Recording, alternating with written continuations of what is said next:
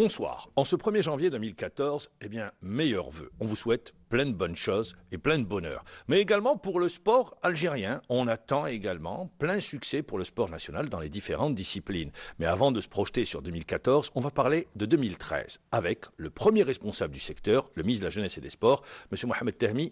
Bonsoir. Bonsoir, je vous remercie pour l'invitation. Je profite pour présenter tous les meilleurs vœux à tous les Algériens et particulièrement à l'ensemble des sportifs et des jeunes, puisque notre ministère s'occupe aussi bien du sport que de la jeunesse. Alors, monsieur le ministre, 1er janvier 2014, on va aller sur cette année 2013, on va revenir sur cette année 2013, qui a vu l'un des points culminants, c'était la qualification pour le mondial brésilien, fêtée comme il se doit, et on l'attendait tous, elle confirme celle de 2010. Il y a eu les Jeux méditerranéens, le retour de la boxe algérienne, le cyclisme qui brille pour la première fois. On va parler également des projets qui ont été réalisés et ceux qui restent à faire sur la deuxième partie de l'émission, avec les projections qui sont faites par votre secteur. Alors, monsieur le ministre, sur cette année 2013, on retiendra la qualification à la Coupe du Monde pour notre équipe nationale de football, le football qui reste le sport roi par excellence. Elle était importante, cette qualification, et également la question avec, c'est quelles vont être les retombées pour le football national? Tout à fait, donc la qualification était plus qu'importante. Elle venait confirmer donc, la première participation après 26 ans d'absence, si mes souvenirs sont bons. Donc elle confirme la stabilité, je le répète, la stabilité au niveau de l'équipe nationale de football senior garçon. Parce que ce résultat ne doit en aucun cas occulter nos faiblesses par ailleurs. Au niveau, notre équipe nationale donc, des U21 n'a pas du tout brillé alors que la Coupe d'Afrique s'est jouée chez nous. Donc il faut donc relativiser. Donc stabilité au niveau de l'équipe, beaucoup de choses à faire au niveau des autres disciplines, au niveau des autres catégories de jeunes.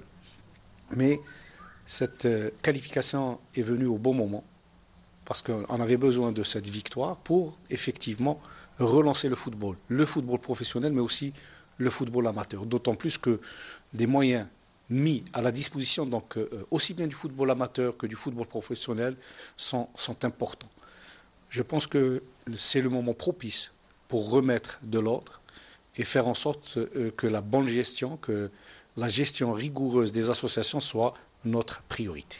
Monsieur le ministre, vous l'avez dit, qualification, elle était importante parce qu'il y a la pérennité de la participation algérienne et je pense que c'est l'objectif recherché une nouvelle fois à travers cette qualification. Mais dans le même temps, les retombées pour le football local, parce que cette qualification ne reflète nullement la santé du football national.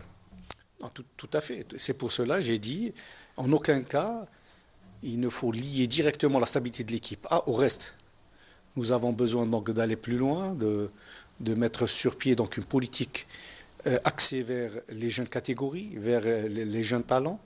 On ne peut en aucun cas réussir en football si on ne lance pas les centres de formation. C'est pour cette raison qu'il y a une dizaine de jours, nous avons lancé l'opération officielle de la construction de 35 centres au profit des 32 clubs de la première et deuxième division, mais aussi des 3 clubs qui ont rétrogradé, avec comme objectif chaque année de rajouter 3 centres de formation qu'on mettra à la disposition des clubs de football, parce que je pense que c'est à ce niveau-là que l'État pourra agir directement. Plus que les moyens financiers qui sont demandés par les clubs, je pense que l'investissement, le véritable, doit se faire à travers les infrastructures. Et obligé par une politique sportive nationale, la prise en charge réelle donc de ces jeunes catégories. On ne peut pas devenir footballeur de haut niveau si on ne passe pas par les différentes classes et le centre de formation est une étape importante. C'est la solution idoine, les centres de formation, pour permettre justement une relance du football local en direction des jeunes? Ce n'est pas l'unique solution. Bien sûr, c'est une des solutions. On a besoin de centres de formation, on a besoin d'une politique axée vers la formation des jeunes talents. Nous devons aussi axer notre politique sur la gestion donc, de ces associations. La gestion des associations doit complètement changer, doit aller vers une prise en charge réelle du sportif. Aujourd'hui, les moyens qui sont mis, dans la plupart du temps, donc ces moyens sont destinés à l'équipe fanion, au niveau de toutes les catégories, au niveau de tous les paliers de participation, aussi bien au niveau communal qu'au niveau de wilaya.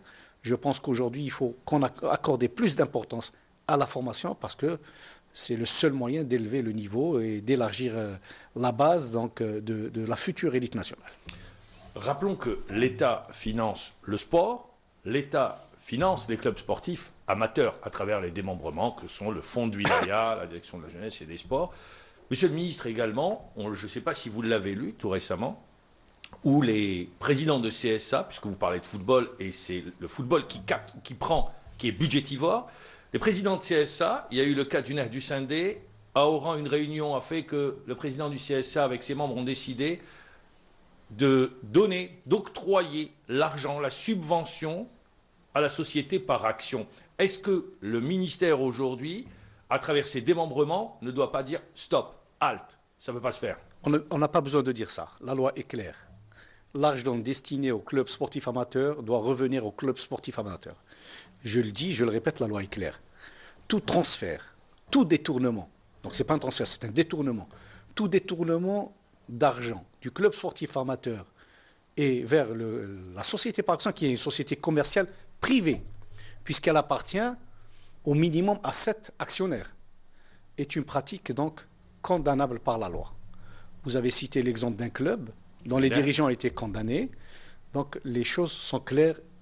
On ne peut en aucun cas réussir si on ne doit pas respecter la loi et la loi est claire. Donc ce n'est pas une recommandation, c'est une histoire de loi. Et je pense que la loi sera appliquée à la lettre. Tous les clubs seront contrôlés parce qu'il s'agit de deniers publics. Même si ce n'est pas des deniers publics, donc toute association doit être contrôlée, toute société doit être contrôlée. Et je crois que si on veut réussir, et nous avons envie de réussir, nous avons besoin de réussir, aussi bien au niveau du ministère de la Jeunesse et des Sports, au niveau de la fédération et des structures qui organisent le football, mais aussi bien les clubs de football. Pour réussir, nous avons une seule solution, c'est de fonctionner conformément à la loi. D'autant plus que vous venez de le rappeler, l'État accompagne le professionnalisme. Vous avez rappelé la mise en place des centres de formation, mais l'État également, il y a plusieurs aides au professionnalisme. Tout à fait. Donc, à travers une enveloppe, à travers une prise en charge. Donc, lors d'un conseil interministériel qui s'est déroulé en mars 2010, donc l'aide a été réglementée en accord avec la Fédération nigérienne de football. Cette aide concerne donc un budget de fonctionnement. Un budget de fonctionnement. En plus de ce budget de fonctionnement donc du club, il y avait la prise en charge par l'État d'une bonne partie des frais d'hébergement, de transport, de restauration et de déplacement de l'équipe senior, mais aussi bien des catégories de jeunes du club sportif professionnel. Donc il y avait aussi la réalisation de centres de formation. Au départ, l'État devait octroyer le terrain et financer à hauteur de 80%. On a vu que ça pouvait poser problème. Nous avons pris la décision. On va l'officialiser lors d'un prochain CIM, Conseil interministériel, pour financer totalement à 100% ces centres de formation et les mettre à la disposition des clubs. L'aide de l'État est importante à ce niveau-là. Maintenant, nous avons besoin de clubs professionnels, donc bien gérés. Nous avons besoin aussi d'un tissu économique développé autour de ces clubs parce que le football professionnel ne peut en aucun cas fonctionner uniquement avec l'aide de l'État, qui doit être limitée dans le temps parce qu'il s'agit de sociétés commerciales, mais le relais doit être pris par les sponsors, par les entreprises qui gravitent autour de ces clubs. Depuis 2010, il y a eu la mise en place du professionnalisme. On va vers la 4e année, c'est-à-dire une Coupe du Monde. Si on devait juste faire une pause, que dit Monsieur le Ministre? On est encore bien loin de ce qui doit se faire. On a fait une bonne partie du chemin. L'amorce était bonne, elle n'était pas bonne. Il faut rectifier un certain nombre de choses. Revenir en arrière, je ne pense pas que ça soit la meilleure solution. Tout le monde l'a dit, tout le monde le redit. Probablement qu'on a démarré avec 32 clubs, c'était excessif. Maintenant, c'est fait. Je dis c'est tant mieux.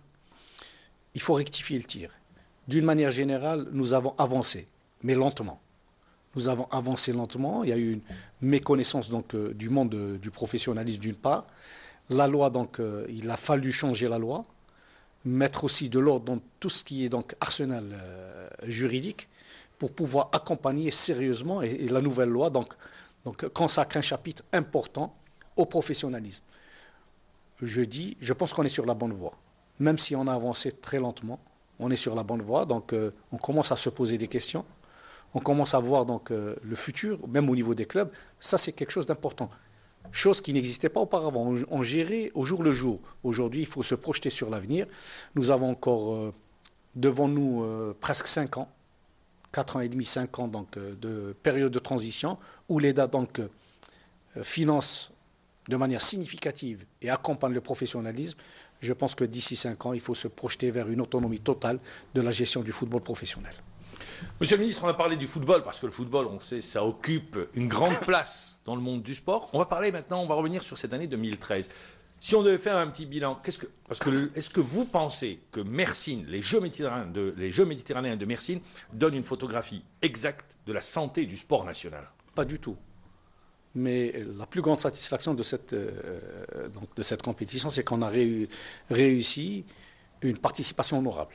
Plus qu'honorable, puisque de l'avis de tous les techniciens. Il faut le dire, monsieur le ministre, excusez je vous interromps, on ne s'attendait pas à un tel résultat au départ de la compétition. C'est pour ça que je vous dis, personne ne s'attendait, même les techniciens, les responsables de fédération.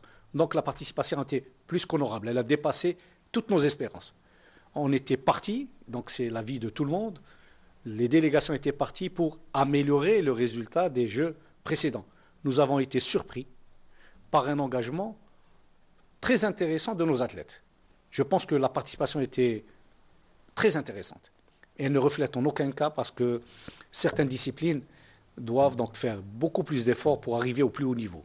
La plus grande satisfaction a été la boxe, qui a réalisé un sans faute, un résultat exceptionnel. C'est exceptionnel.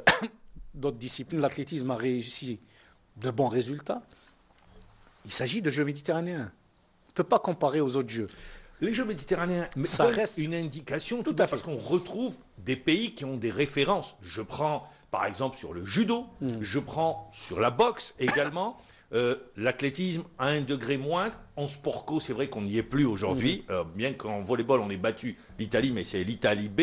C'est pour ça que je vous ai posé la question dès le départ. Est-ce que ça donnait une photographie? D'une manière générale, ça ne donne pas une photographie réelle. Mais d'une manière générale, la participation a été très intéressante, très honorable. Ça donne également une indication sur ce qui doit être fait. Où est-ce qu'on doit mettre les moyens? Qu'est-ce qu'on doit encourager? Tout à fait. Donc ça nous donne une idée. Moi je pense, je le répète, et c'est la politique du ministère de la Jeunesse et des Sports, nous devons renouveler notre élite nationale. Nous sommes dans l'obligation de renouveler. Nous avons fait un constat l'année dernière. Fin 2012, nous avons fait l'évaluation de toutes les fédérations. Le constat a été amer. Les budgets de fonctionnement des fédérations ont été multipliés par 10. Alors que je pèse mes mots par 10. Alors que tout était chapitré. La partie réservée aux équipes nationales de jeunes a été utilisée en moyenne à 9%. C'est-à-dire qu'au lieu d'utiliser l'argent destiné aux équipes nationales de jeunes, nous avons transféré l'argent pour le budget de fonctionnement. Les équipes nationales seniors, en moyenne, l'utilisation a oscillé entre 60% et 100%. L'argent alloué aux équipes nationales seniors n'a pas été utilisé à 100%. Chez les catégories de jeunes, il a été utilisé entre 9 et 10%. Je pense que ce sont des indicateurs réels qui montrent que le problème est un problème de gestion. C'est un problème de gestion. Là, à travers ce que vous venez de dire, monsieur le ministre, vous donnez des informations, des chiffres en termes de pourcentage qui sont importants. Ça veut dire qu'aujourd'hui, c'est plus le budget de fonctionnement des fédérations qui capte cet argent, qui prend cet argent au détriment des sélections, au détriment du développement. Est-ce que, à travers les enseignements que vous tirez, on a rectifié le tir? On a donné des instructions, des pistes à suivre? Le contact, donc, nous avons renouvelé les fédérations. Le renouvellement pour nous a été, d'une manière générale, une opération réussie. Tout d'abord, nous avons décidé de ne plus nommer d'experts au niveau des fédérations. Ça n'a pas été l'avis. Ça, c'est un débat, monsieur le ministre. Oui, ça n'a pas été l'avis de tout le monde.